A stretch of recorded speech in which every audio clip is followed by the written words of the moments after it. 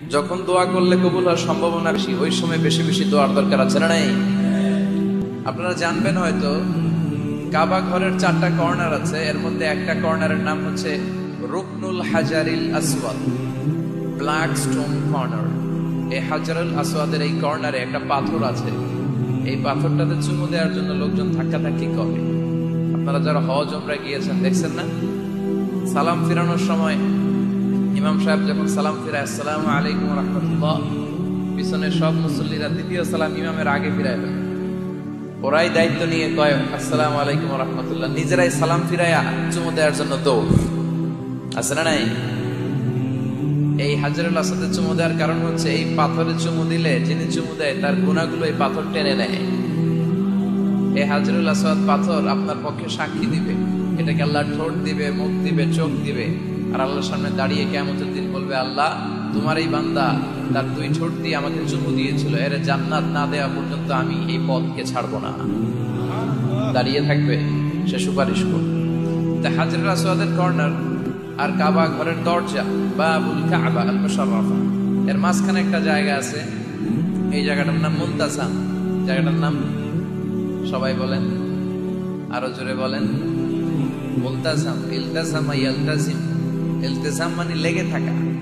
তো এই জায়গাটাতে লেগে থেকে দোয়া চাওয়া, দোয়া করাটা সুন্নাহ। আপনার শরীর লাগিয়ে, হাত লাগিয়ে, গাল লাগিয়ে সাহাবারা এটা করতেন। এই জায়গায় লেগে থাকতেন, এই জায়গাটায় হাত লাগিয়ে, বুক লাগিয়ে দোয়া করা সুন্নাহ। আর এই মুলতাজামে দাঁড়িয়ে হাত লাগিয়ে, বুক লাগিয়ে দোয়া করলে এই দোয়া আল্লাহ ফিরিয়ে দেয়। এই দোয়াটা কবুল করে নেয় কে?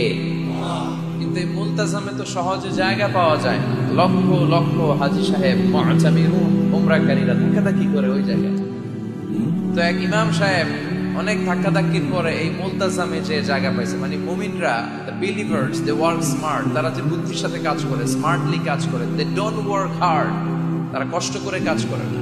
যেহেতু মুলতাজামে কোনো দোয়া ফেরত যায় না, সে অনেক ধাক্কাধাক্কি করে, যুদ্ধ করে মুলতাজামে হাত লাগানোর সুযোগ পেয়েছে। হাত লাগায় ধাক্কার জন্য সে তাড়াতাড়ি করে আল্লাহর কাছে দোয়া করতেছে যে, আল্লাহ জীবনে যত দোয়া করছি আর যত দোয়া করব, এই সব দোয়া তুমি কবুল করে নিও। এই একটাই দোয়া। কয়টা দোয়া দেখছেন? He work smart, say smartly কাজ করেছে। হি ডাজন্ট ওয়ার্ক হার্ড, সে কষ্ট করে ওদিকে ধাক্কাধাক্কির মধ্যে, আল্লাহ আমারে গাড়ি দাও, বাড়ি দাও, নারী দাও, এটা লাগবে, ওইটা লাগবে, আমার অসুস্থতা, আমার শাশুড়ি অসুস্থ, আমার আম্মা অসুস্থ, এরে ভালো করো, এরে সম্পদ দাও, এরে দারিদ্রতা বিমোচন করো। এত কিছু এখানে করার সুযোগ নাই। ওইখানে ধাক্কাধাক্কি, ওখানে যুদ্ধ।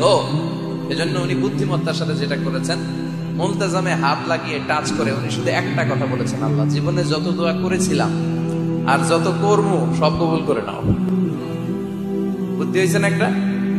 এবার ওইখানে এই দোয়া যদি কবুল হয়ে যায়, এবার বাড়িতে এসে দোয়া শুরু। সুবহানাল্লাহ পড়েন।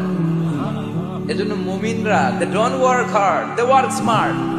তারা মেধাকে কাজে লাগায়, ঝোপ বসে কোপ মারে। যখন দোয়া করলে কবুল হয়, তখন দোয়া করার দরকার আছে না নাই?